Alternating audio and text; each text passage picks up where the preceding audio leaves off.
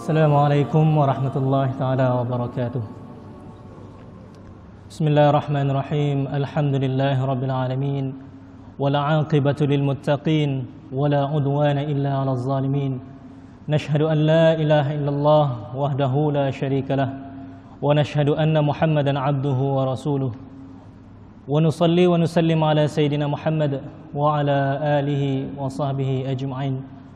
Qalu subhanaka la 'ilma lana illa ma 'allamtana innaka antal 'alimul hakim. Rabbi shrah li sadri wa yassir li amri wahlul 'uqdatam min lisani yafqahu qawli, amma ba'd. Allah Subhanahu wa taala berfirman di dalam surah Al-Isra, A'udzu billahi minasyaitonir rajim. Subhanalladzi asra bi'abdihi lailan minal masjidil haram ila al masjidil aqsa alladzi barakna haulahu linuriyahu min ayatina innahu huwas samiul basir. Sadaqallahul azim. Yang mana bermaksud Allah Subhanahu wa taala berfirman, Maha suci Allah yang telah memperjalankan hambanya Nabi Muhammad sallallahu alaihi wasallam daripada Masjidil Haram hinggalah ke Masjidil Aqsa. Untuk apa? Kata Allah. Kerana Allah ingin menunjukkan kebesaran, sebahagian daripada kebesaran-kebesaran Allah. Sesungguhnya Allah itu maha mendengar lagi maha melihat. Jadi alhamdulillah, tani masih lagi diberi peluang oleh Allah Subhanahu wa taala untuk menyambut Isra Mi'raj pada tahun ini lagi. Yang mana seperti yang tani ketahui, tema tani pada hari tahun ini adalah sembahyang itu pintu syurga. Jadi kalau tani perhatikan sembahyang pintu syurga ni sebenarnya ada kesinambungan dengan hadis Rasulullah sallallahu alaihi wasallam. Yang mana hadis Rasulullah sallallahu alaihi wasallam itu berbunyi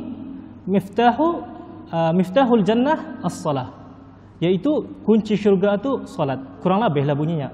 Kalau dalam tema kita ni sembahyang itu pintu syurga. Sembahyang itu kunci syurga.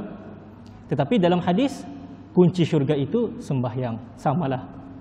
Tetapi apa yang tani faham daripada solat itu kunci syurga? Apa yang tani faham sebenarnya daripada sini ni? Kalau tani perhatikan, apabila tani memiliki sebuah rumah yang sangat indah, tani bayangkan tani memiliki sebuah rumah yang sangat besar, sangat indah. Jadi apabila tani melihat rumah ini daripada luar, memang ia sebuah rumah yang sangat megah. Tetapi sayang, tani tidak dapat memasuki rumah tersebut kerana apa? Kerana tadi tidak mempunyai kunci. Jadi rumah ini akan menjadi apa? Rumah ini akan menjadi sia-sia. Sayang kan, rumah yang besar, indah, tetapi tadi tidak memiliki kunci untuk memasuki rumah tersebut. Macam itulah sebenarnya syurga. Mungkin tadi boleh memiliki syurga, tetapi tadi tidak ada kunci untuk memasuki syurga itu. Begitu pentingnya solat ini di dalam kehidupan kita ni. Sehingga disebutkan di dalam sebuah hadis yang tadi sering dengar juga kan, hadis ini yang mana dikatakan oleh Rasulullah sallallahu alaihi wasallam, amalan yang paling awal sekali dihisab di hari kiamat kelak adalah solat. Sering tadi dengarkan benda ni, yang mana apabila solat ini baik, niscaya insya-Allah amalan-amalan tadi yang selepas itu akan menjadi baik juga. Akan tetapi apabila tadi bayangkan, seandainya amalan-amalan tadi yang lain baik, amalan-amalan tani yang lain baik, akan tetapi solat kita ni kurang baik. Jadi ia ibaratnya macam rumah yang tadi. Macam rumah tadi, tani ada amalan-amalan baik dan amalan-amalan ibarat ini, amalan-amalan yang lain ini tani ibaratkan tani membeli perabot lah. Sebagai contohnya tani membeli almari, tani membeli katil, tani membeli sofa yang mahal harganya, berkualiti. Tetapi akhirnya apa gunanya? Tani masih tidak mempunyai kunci. Dan akhirnya perabotan ini sia-sia saja di luar rumah tani. Bau hujan dan sebagainya. Sudahlah masuk, tidak dapat. Perabot pun dia juga dapat masuk. Jadi apa gunanya kalau tidak ada kunci ini? Sangat penting. Sangat penting sebenarnya solat ini. Dan juga apabila tani perhatikan sebuah kunci itu, kunci yang damit itu apabila tani perhatikan, sangat susah tani menjumpai ataupun mungkin tidak ada kunci yang tani perhatikan itu, tidak ada kunci yang bentuknya itu lurus sahaja. Kalau tani ada kunci kan, kunci kereta tu kalau tani lihat tidak ada bentuk kunci itu lurus saja. Semua kunci, hampir semua kunci rata-rata ada gigi-giginya. Kan? Kalau kunci tadi lihat ada gigi-giginya. Lain kunci, lain ukiran giginya. Kadang-kadang kalau tadi perhatikan, makin mahal pintu itu, makin mahal yang barang tadi kunci itu, kadang-kadang makin unik ukiran-ukiran kuncinya. Makin payah kan diukir kuncinya itu. Saya pernah ada kunci, kan minta kopi ke kedai. Kan kadang-kadang kunci ini untuk spare part. Jadi minta kopi ke kedai.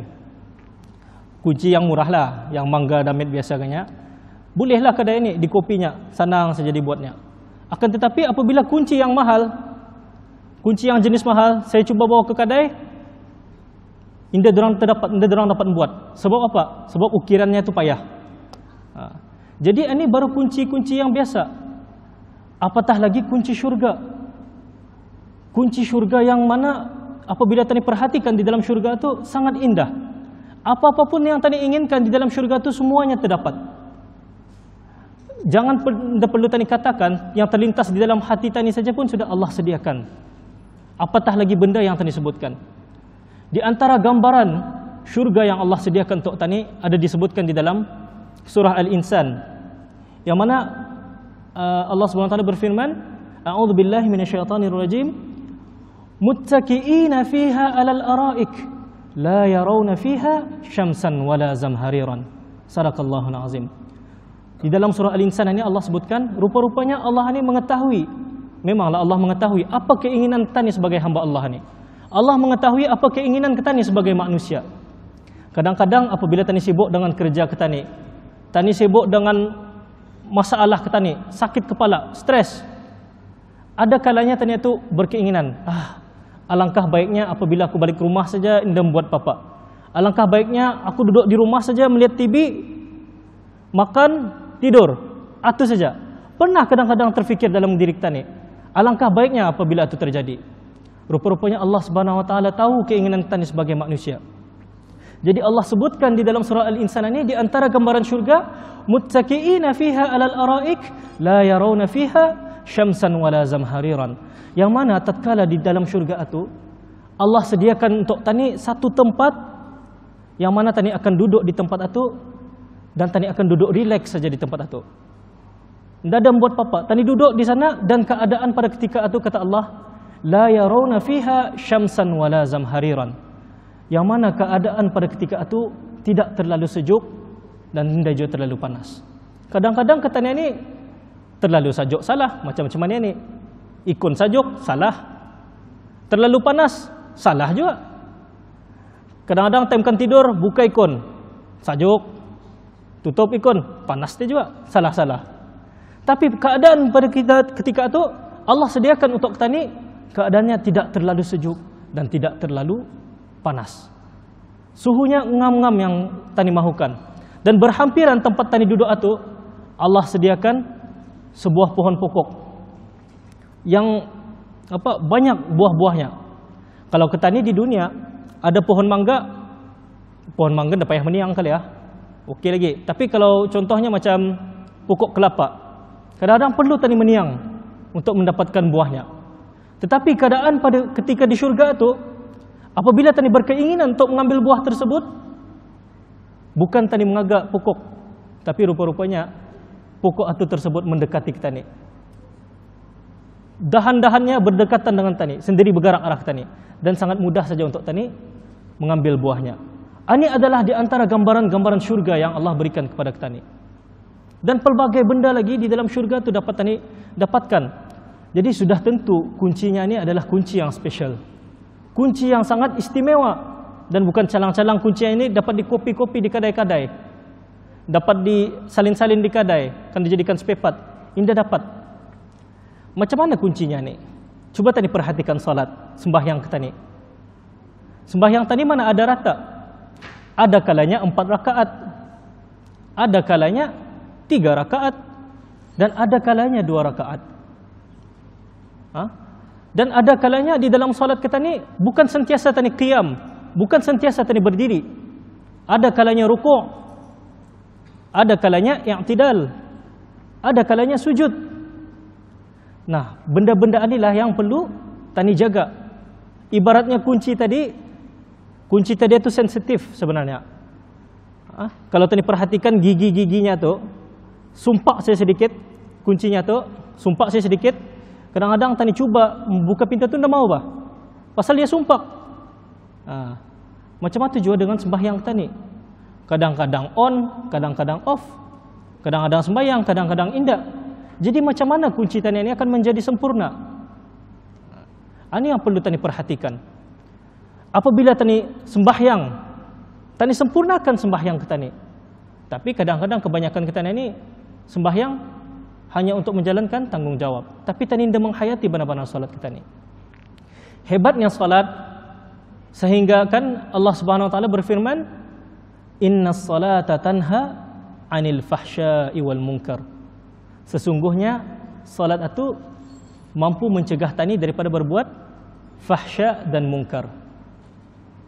Tani sering dengar ayat ini, tapi kadang-kadang timbul persoalan. Bukan lagi kadang-kadang. Ada orang bertanya, katanya, macam mana tuahnya? Ada kadang-kadang kulihat orang sembahyang, tapi masih melakukan maksiat. Pernah mendengar ke tidak? Ataupun kita pun pernah melihat ke dia? Rajin sembahyang orang ini, tapi masih lagi melakukan maksiat. Macam mana boleh terjadi? Adakah janji Allah itu salah? Adakah firman Allah salah? Ini perlu tani berhati-hati. Perlu tani jaga. Tani perlu yakin apabila Allah berjanji, innallaha la yukhliful mi'ad. Sesungguhnya Allah itu tidak akan memungkiri janjinya. Apabila Allah mengatakan sesuatu, Allah akan tepati.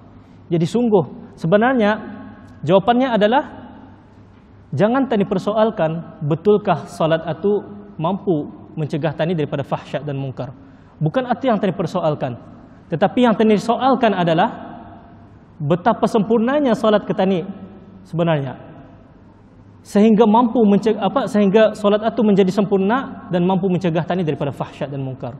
Itulah soalan yang perlu tani pertanyakan. Apa sebenarnya nilai salat kita ni?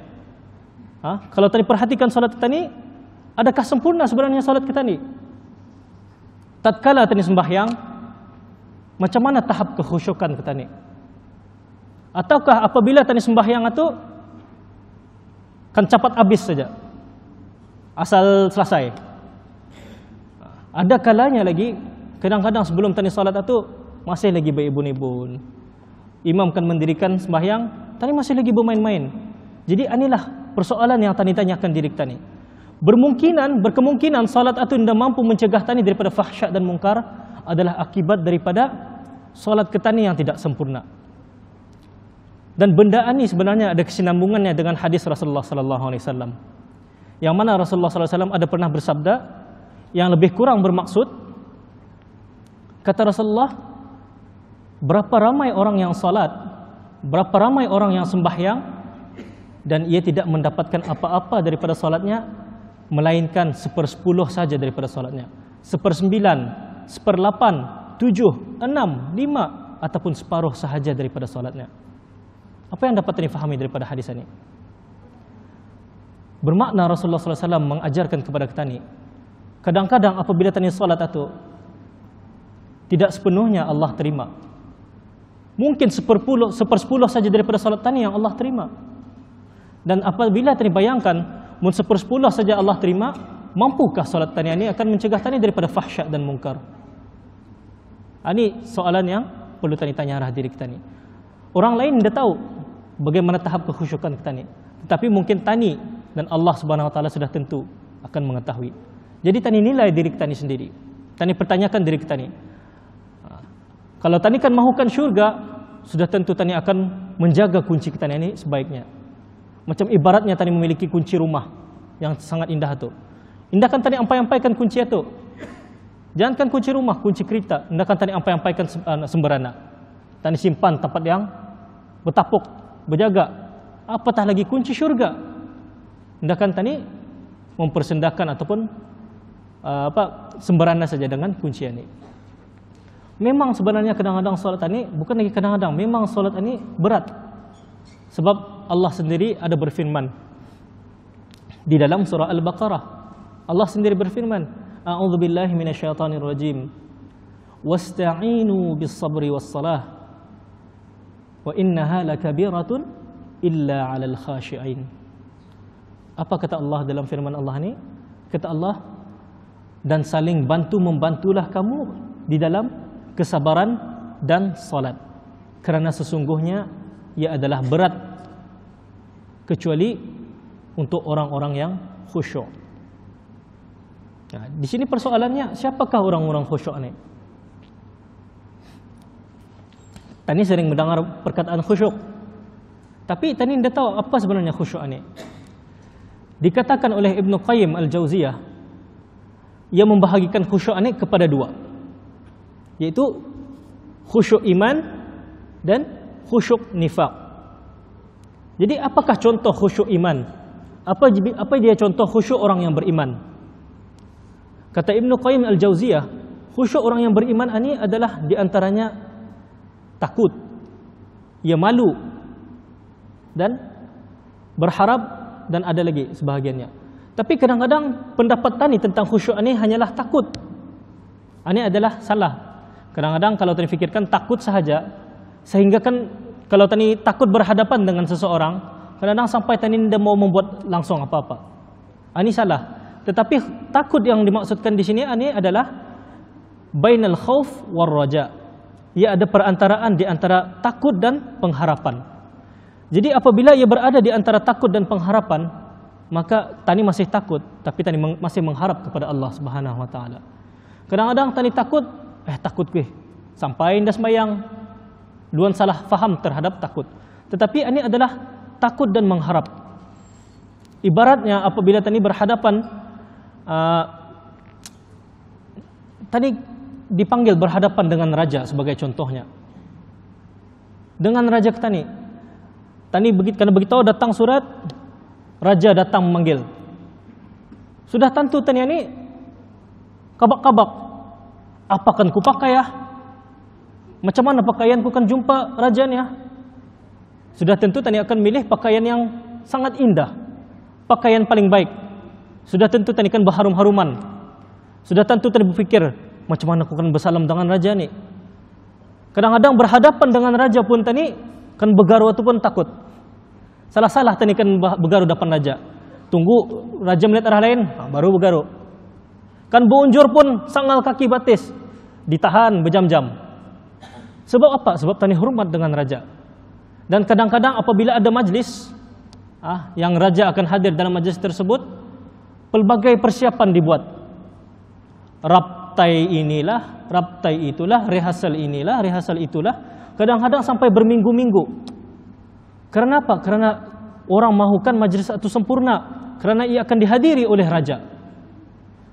Sehingga pada akhirnya raptai penuh. Kadang-kadang sampai orang terpaksa hadir awal, lepas subuh terus hadir. Rasakan berhati-hati kan berjumpa raja. Bukankah sepatutnya apabila tani berjumpa Allah itu adalah lebih layak lagi untuk tadi berhati-hati? Sedangkan Allah ini bukanlah raja sebarang-sebarang raja, akan tetapi Allah adalah raja di atas raja, raja kepada raja, raja kepada alam semesta, raja kepada bintang, raja kepada matahari, dan raja yang memegang nyawa kita ini, raja yang bila-bila masa boleh menarik nyawa kita ini, raja yang apabila udara yang percuma boleh ditariknya. Apabila udara yang percuma ditarik, dari mana tadi kan dapat udara?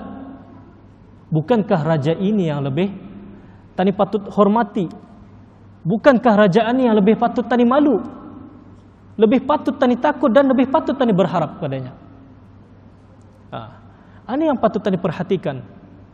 Jadi apabila tani bezakan kehusyukan tani pada masa ini dan khusyuk para sahabat di zaman Rasulullah. Kalau tadi perhatikan di zaman Rasulullah sallallahu alaihi wasallam, seorang sahabat, kalau tidak silap saya sahabat itu adalah Sayyidina Ali. Yang mana tatkala Sayyidina Ali sedang mengambil air wudu, air sembahyang, setiap kali Sayyidina Ali mengambil air sembahyang, wajahnya jadi pucat dan tubuh badannya menggeletar, kajar-kajar masa mengambil air wudu. Jadi ini menarik perhatian ahli keluarga Sayyidina Ali. Jadi akhirnya ahli keluarga Sayyidina Ali pun menghampiri Sayyidina Ali dan bertanya, "Wahai Ali, kenapa apabila engkau mengambil air wudu, engkau berubah jadi pucat, engkau menggeletar?" Jadi apa jawab Sayyidina Ali? Jawapan ini perlu tadi perhatikan dan tadi bandingkan dengan diri tadi. Apa kata Sayyidina Ali? Katanya, "Tidakkah engkau tahu siapakah yang akan aku hadapi sebentar lagi? Tidakkah engkau tahu aku akan berdiri di hadapan siapa sebentar lagi?" Faham? Dapat tadi faham? Apabila tadi berudu, tadi ngambil air sembahyang kan? Tadi kan berjumpa siapa sebenarnya? Tadi kan berjumpa Allah. Sayyidina Ali khusyuknya bukan tatkala sembahyang sahaja, tetapi Sayyidina Ali membuat persediaan, membuat kekhusyuan sebelumnya sembahyang lagi. Apabila ia mengambil wudu ataupun sudah ia takut, aku akan jumpa Allah ni. Sayyidina Ali berubah menjadi pucat dan menggeletar. Bandingkan dengan diri kita ni. Jangankan waktu sembahyang, masa mengambil air wudu masih lagi baibun-baibun sama kawan. Masih lagi angan-angan. Apa kan ku makan sekarang Parut lapar ni. Kita ni. Kemudian masuk lagi waktu sembahyang. Qomat sudah. Imam kan ngangkat takbir. Tani masih lagi bersigong-sigong sama kawan. Di mana penghormatan kita ni terhadap Allah? Sedangkan Allah sedang memerhatikan kita ni. Walaupun tani tidak nampak Allah, tapi sungguh Allah sedang memerhatikan kita ni. Jadi inilah yang menyebabkan solat itu boleh mencegah tani daripada fahsyat dan mungkar. Solat itu boleh mencegah tani daripada berbuat buruk. Kerana apa? Kerana daripada solat ini melatih kita ni. Melatih kita ni bahawasanya Allah Subhanahu Wa Taala itu sentiasa memerhatikan kita ni. Bayangkan apabila dalam solat pun tani masih lalai terhadap Allah, apatah lagi di waktu luar, apatah lagi di waktu tani masih keraja, dia ingat Allah. Bahkan lebih teruk lagi kan, mun sudah time sembahyang pun tani lalai terhadap Allah. Ini yang perlu tani perhatikan. Di dalam ayat lain, tadi Tuan Imam ada membaca dalam rakaat pertama surah Al-Ma'un. Tadi disebutkan innas salata tanha 'anil fahsya'i wal munkar. Sesungguhnya salat itu akan mencegah daripada fahsyat dan munkar. Tetapi di dalam ayat surah Al-Ma'un, fawailul lil musallin. Apa kata Allah? Celakalah bagi orang-orang yang salat. Siapa? Siapa orang-orang yang salat? Fawailul lil musallin alladzina hum an salatihim sahun alladzina hum yura'un. Ini yang dibacakan oleh Tuan Imam tadi. Siapa? Orang yang salat dalam keadaan yang lalai dan ia salat dalam keadaan riak. Bermakna apabila ia salat itu ia salatkan menunjukkan orang saja. Ia mau orang menganggap ia ni orang alim. Apa kata Allah terhadap orang-orang macam ni? Celaka orang-orang ni kata Allah. Bukan orang biasa, bukan saya yang cakap celaka, tetapi Allah yang mengatakan celaka. Wal'iyadu billahi min zalik. Satu benda yang perlu tani berhati-hati. Apabila pencipta tani yang mengatakan celaka, inna lillahi wa inna ilaihi raji'un, musibah. Kalau bos tani mengucap tani celaka, mungkin dapat lagi ditahan-tahan. Tetapi apabila Allah mengucapkan celaka, wal'iyadu billahi min zalik. Sebuah kisah. Ada seorang hamba Allah, setiap tahunnya setiap tahun ia tidak pernah miss naik haji. Setiap tahun ia tidak pernah miss naik haji. Dan ia naik haji bukan naik kapal terbang, tapi ia naik haji berjalan kaki daripada negerinya. Dan dibayangkan naik haji itu pun sudah payah, dipayahkannya lagi dengan jalan kaki. Tetapi benda ini mudah saja baginya. Setiap tahun ia tidak pernah miss. Sehingga orang pun kagum dengan orang ini. Orang ini dipuji-puji oleh hamba Allah ini, dipuji-puji oleh orang lain. Kagum kan? Setiap tahun naik haji, memang benda yang mengagumkan. Bukan naik haji saja, tapi ia jalan kaki naik hajinya ni dari negerinya. Tiba-tiba satu malam, ibu kepada hamba Allah ni memanggil hamba Allah ni. Wahai fulan, wahai anakku, katanya, tolong ambilkan air secawan di dapur pada waktu tengah malam. Lalu hamba Allah ini pun keberatan, malas-malasan kan ngambil air.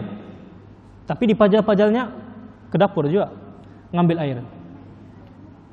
Tiba-tiba timbul persoalan dalam otaknya. Katanya, kenapa boleh haji yang berat ini mudah saja untukku? Dan kenapa air yang mengambilkan air yang sanang ini menjadi berat untukku? Terbayangkan ya.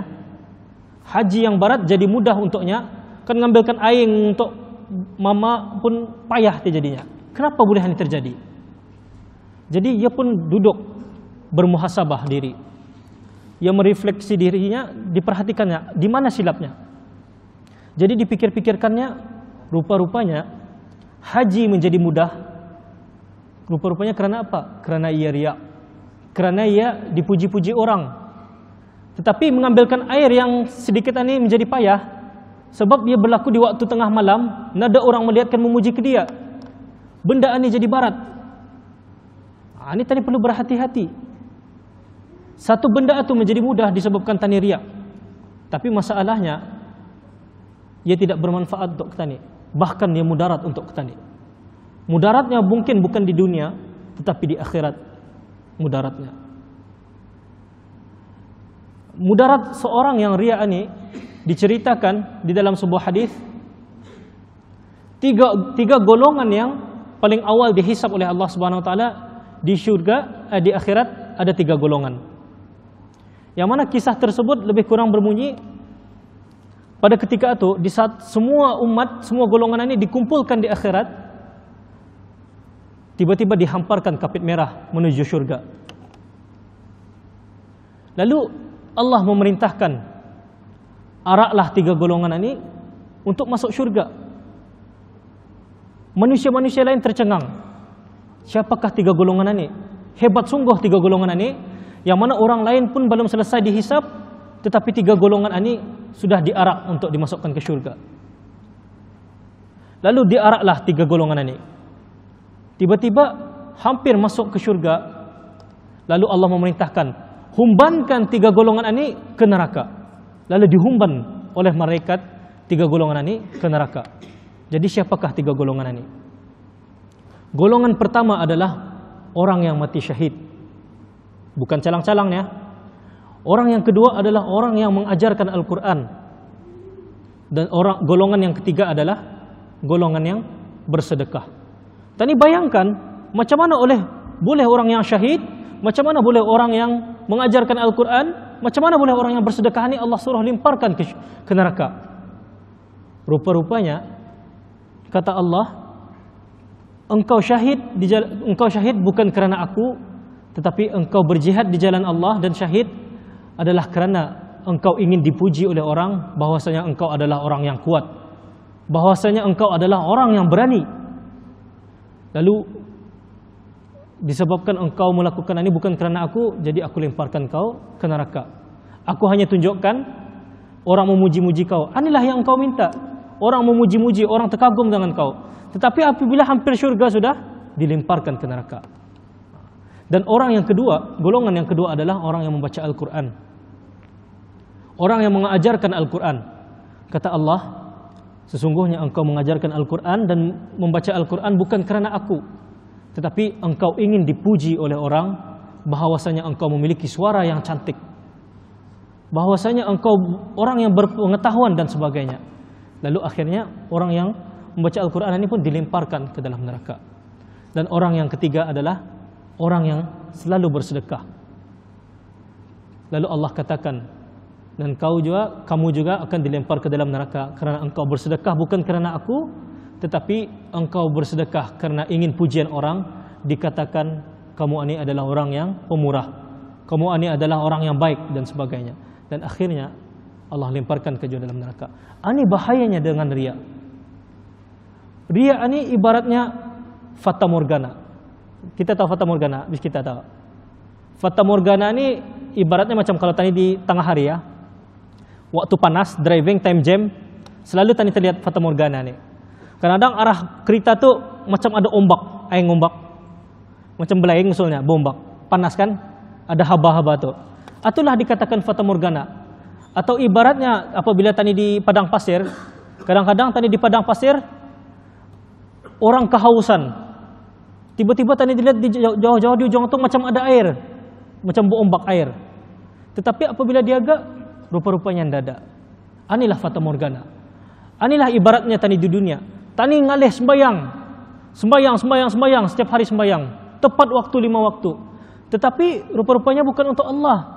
Rupa-rupanya hati tani adalah untuk dipujikan orang. Tani berfikiran, di akhirat banyak pahalaku nih. Tapi rupa-rupanya sampai di akhirat tidak ada apa-apa, kosong rupanya. Apa yang tani kerjakan itu bukan untuk Allah. Lalu kata Allah, mintalah pahala daripada orang yang kau minta puji ini. Jangan minta rahtu. Wal'ayyadzubillah min zalik. Ini patut tani jaga benda ni. Jadi sambung lagi. Tadi kata Ibnu Qayyim ada khusyuk iman dan khusyuk nifaq. Khusyuk nifaq ini adalah khusyuk orang-orang yang munafik. Apa dia khusyuk orang yang munafik? Kata Ibnu Qayyim, khusyuk orang yang munafik apabila tadi melihat orang itu daripada segi zahirnya ia nampak khusyuk. Time sembahyang, giling-giling lah sebagainya. Tapi rupa-rupanya cuma zahirnya nampak khusyuk, tapi dalamnya indah khusyuk. Masih lagi berfikiran lain, masih lagi berfikiran, supaya orang nampak aku macam khusyuk lah, supaya orang nampak aku macam alim lah. Subhanallah. Ini perlu tadi berhati-hati. Permainan hati ini adalah berbahaya. Sebab apa? Sebab syaitan selalu membisiki hati kita ni. Syaitan selalu membuat tani berfikiran, sembayang untuk kau dipuji orang. Ini bahaya. Tapi perlu tani kuatkan diri tani. Memang solat ini susah. Jadi perlu tani saling bantu membantu, saling menasihati. Sebab itu kadang-kadang alhamdulillah di Brunei ni sangat mengawal menitik beratkan terhadap rakyatnya ni. Sultan disuruhnya mengadakan ceramah, disuruhnya mengadakan peringatan-peringatan. Dan peringatan-peringatan ini bukan untuk orang lain, tetapi sebenarnya penceramah itu sendiri ia ingin mengingati dirinya sendiri. Dan apabila bercakap itu, yang paling awal dinasihatinya adalah dirinya sendiri. Masa ini saya bercakap, yang paling awal mendengar sebenarnya saya sendiri. Sebelum bis kita, saya dulu mendengar. Kalau tadi kirakan benar-benar sauna tu sampai ke telinga saya dulu daripada ke telinga bis kita. Sebenarnya saya sendiri menasihati diri saya sendiri. Okey. Jadi solat ini adalah sesuatu yang berat. Memang ketani manusia ni lemah. Tani ini tidak mampu membuat apa-apa kecuali diizinkan oleh Allah Subhanahu Wa Taala. Kadang-kadang tani bayangkan tani sampai ke masjid ini, tani fikir adalah di atas usaha tani sendiri. Tapi sebenarnya tidak. Allah Subhanahu Wa Taala lah yang mengizinkan tani untuk sampai kemari. Kadang-kadang tani set alam, tani buat alam, 10 alam tani buat, kan bangun subuh. Tani beranggapan tani bangun subuh itu adalah di atas usaha tani sendiri. Seandainya Allah hendak mengizinkan tani bangun 100 alam pebaik di siring telinga tani, indahkan tani bangun-bangun. Semua benda ini adalah di atas izin Allah. La haula wa la quwwata illa billah. Tiada upaya dan tiada kekuatan melainkan daripada Allah Subhanahu Wa Taala sendiri. Sebab itu tani sebagai manusia ni memang tani perlu sentiasa meminta kepada Allah. Jangan tani anggap segala sesuatu itu adalah di atas usaha tani sendiri. Kadang-kadang tani kaya, tani beranggapan tani kaya di atas usaha tani. Tapi tidak, itu adalah di atas izin Allah Subhanahu Wa Taala. Sebuah doa yang diajarkan oleh Rasulullah sallallahu alaihi wasallam. Sebuah doa yang berbunyi, apabila saya baca doa ini, apabila saya pertama sekali mendengar doa ini, saya menjadi malu sebenarnya dengan doa ini. Saya malu dengan Rasulullah. Apa dia doa ini? Tani dengar doa ini, Allahumma a'inna ala dzikrika wa syukrika wa husnu ibadatik. Apa dia makna doa ini? Doa yang Rasulullah lantunkan kepada Allah. Allahumma a'inna, ya Allah bantulah aku, kata Rasulullah. Allahumma a'inna ala dzikrika wa syukrika.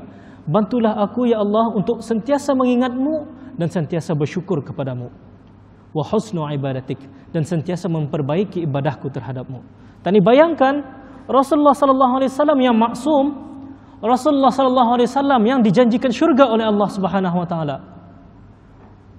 masih lagi berdoa kepada Allah, katanya, "Ya Allah, bantulah aku untuk sentiasa mengingat-Mu. Bantulah aku untuk sentiasa bersyukur kepadamu. Bantulah aku untuk sentiasa memperbaiki ibadahku." Pernahkah Anda tadi meminta kepada Allah? Rasulullah yang dijanjikan syurga lagi meminta kepada Allah. Kerana Rasulullah tahu mudah saja bagi Allah untuk memutarbelitkan. Mudah saja Allah menggantikan dia jadi masuk syurga. Rasulullah meminta. Bila kali terakhir tadi meminta kepada Allah? Ya Allah, bangunkan aku subuh sekarang. Ya Allah, bangunkan aku untuk tahajud. Ya Allah, bantulah aku, ya Allah, untuk khusyuk di dalam salat. Bila kali terakhir? Subhanallah. Sejujurnya, apabila pertama kali saya mendengar doa yang diajarkan oleh Rasulullah ini, saya malu. Rasulullah yang maksum itu, Rasulullah yang dijanjikan syurga lagi berdoa macam itu, kata ini bila? Tani beranggapan datang ke masjid disebabkan aku bosan, disebabkan aku terdapat kereta, aku mampu ke masjid. La haula wala quwata illa billah. Satu benda yang perlu tani fikirkan selalu. Jangan tadi kurang berdoa kepada Allah. Sungguh segala sesuatu ini adalah daripada Allah. Apabila Allah tidak takdirkan ia berlaku, walaupun satu dunia ini bersekongkol untuk membunuh kita ni, sebagai contohnya, satu dunia bersekongkol untuk membunuh kita ni, tetapi Allah tidak mengizinkan, tidak ada apa-apa akan berlaku. Allah lah yang berkuasa, kan? Allah lah yang berkuasa. Tani yakin benda tu. Walaupun satu dunia ni akan membunuh, tapi kalau Allah tidak mengizinkan, indah akan berlaku. Walaupun setitik cucuk jarum pun dah akan berlaku kalau Allah tidak mengizinkan. Jadi perlu tani didik diri kita ni. Perlu tani perhatikan solat kita ni. Tani perhatikan solat kita ni. Dan juga solat tani, apabila Rasulullah SAW sedang Isra' dan Mi'raj, kan Rasulullah melihat pelbagai benda yang berlaku di neraka. Salah satunya, apa yang Rasulullah nampak adalah Rasulullah SAW nampak seseorang yang menghantuk-hantukkan kepalanya ke batu sehingga hancur. Hancur kepalanya, tumbuh balik kepala, hantukkan lagi, hancur lagi, tumbuh balik lagi. Jadi Rasulullah pun bertanya, siapakah orang ini? Lalu dijawab oleh Jibril, katanya ini adalah orang yang tidak mahu sujud dan tidak mahu solat. Ini adalah di antara gambaran ketani, balasan ketani apabila tani anda melakukan solat di dunia. Tani akan menghancurkan kepala tani sendiri. Tanpa kemahuan ketani, otomatik tani menghancurkan kepala tani. Tumbuh hancur lagi. Tani dapat bayangkan. Ini adalah salah satu gambaran. Dan pelbagai lagi gambaran yang ada di neraka tu. Sungguh dahsyat. Tani bayangkan di antara gambaran di neraka, jantan neraka di akhirat dulu. Ada disebutkan di dalam surah Al-Hajj, A'udzu billahi minasyaitonir rajim. Dalam surah Al-Hajj ayat ke-1 dan ke-2. Ya ayyuhan nasu ittaqu rabbakum inna zalzalatas sa'ati syai'un 'azim. Yauma tarawnaha tadhhalu kullu murdi'atin amma arda'at wa tada'u kullu dhati hamlin hamlaha wa taran nasa sukara wa ma hum bisukara walakinna 'azaballahi syadid. Allah Subhanahu wa taala berfirman di dalam surah Al-Hajj, di hari akhirat kelak kata Allah, ya ayyuhan nasu ittaqu rabbakum, wahai manusia kata Allah, takutlah kamu terhadap Tuhan kamu. Inna zalzalatas sa'ati syai'un 'azim, karena sesungguhnya di hari akhirat itu goncangannya adalah goncangan yang sangat dahsyat. Goncangan yang sangat dahsyat. Gempa bumi di dunia ini bukan apa-apanya berbanding yang akan berlaku nanti. Dan gambaran yang Allah berikan, yauma tarawnaha tadhhalu kullu murdi'atin amma arda'at. Dan pada hari itu kata Allah, kamu akan melihat ibu-ibu yang sedang menyusukan anak-anaknya terlupa akan anak-anaknya ni. Tani bayangkan di dunia, istri-istri kita ni sebagai contohnya, ataupun ibu-ibu kita ni, apabila ia menjaga anaknya, ia akan berkorban untuk anaknya ni. Sanggup berjaga malam, sanggup sakit-sakit damam pun ia masih menjaga anaknya. Inilah pengorbanan seorang ibu. Ia akan menggadaikan nyawanya untuk menjaga anaknya. Dia akan menyuruh orang lain mengganggu anaknya ni. Tetapi pada ketika itu, disebabkan suasana yang sangat dahsyat. Ibu-ibu yang sedang menyusukan terlupa yang sedang menyusukan. Dan ibu-ibu yang mengandung keguguran anak. Disebab ketakutan, boleh keguguran anak. Sangat dahsyat keadaan pada ketika itu. Dan kamu akan melihat, kata Allah, pada ketika itu orang-orang ini bagaikan orang yang mabuk, terhoyong-hayang sana sini. Dan dibayangkan pernah satu ketika dulu kan, time musim ribut di Brunei, camp berterabangan, pernah kan? Camp berterabangan di Brunei ini, atap berterabangan dan sebagainya. Kadang-kadang apabila tadi lihat video rekaman itu yang ada orang merekam, kadang-kadang orang berteriakan, berlarian ke sana sini sebabkan atap berterabangan. Atau baru sedikit di dunia, apatah lagi goncangan yang berlaku di akhirat kelak, yang mana disebutkan gunung ganang ini akan berterbangan bagai debu yang bertaburan. Tadi bayangkan debu yang bertaburan, debu-debu yang bertaburan. Tetapi gunung ganang pada ketika itu yang akan bertaburan macam debu-debu. Dahsyatnya keadaan neraka pada ketika itu. Subhanallah. Ini yang perlu tani jaga sebenarnya solat kita ni. Solat ini boleh menyebabkan kita ni ke syurga. Tetapi solat juga boleh menyebabkan tani ke neraka. Solat boleh mencegah tani daripada fahsyat dan mungkar. Tetapi solat juga boleh menyebabkan tani menjadi celaka. Apabila tani lalai dan apabila tani riak terhadap solat kita ni. Sampai bila ni Tuan Imam? Tuan Imam, sampai bila? 1 minit lagi ya. Jadi subhanallah, banyak lagi apabila tani bincang ataupun bahas tentang salat. Tani perhatikan, inilah jangan lupa tani sentiasa berdoa kepada Allah Subhanahu wa taala. Tani kan sembahyang, ya Allah, bantulah aku ya Allah untuk khusyuk.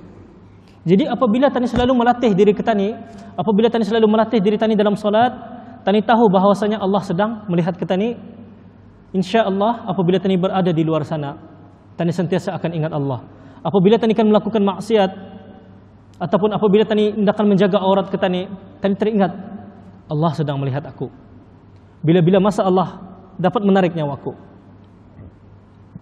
Dikatakan apabila seorang pencuri ingin mencuri, seorang pencuri masuk kedai kan mencuri.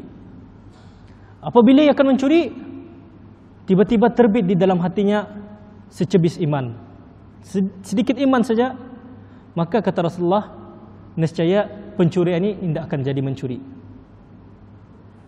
Kerana ada secebis iman di hatinya, ia akan teringat Allah sedang melihat aku, maka pencuri pun tidak akan jadi mencuri. Apatah lagi ketanian ini yang bukan pencuri. Apabila tani sentiasa melatih diri tani di dalam solat ini, tani ingatkan bahawasanya Allah sedang melihat tani, Allah sedang memerhatikan kita ni. Ada kata-kata mengatakan jangan pernah tani lihat kecilnya maksiat yang tani lakukan, tetapi tani lihatlah kepada siapa tani bermaksiat.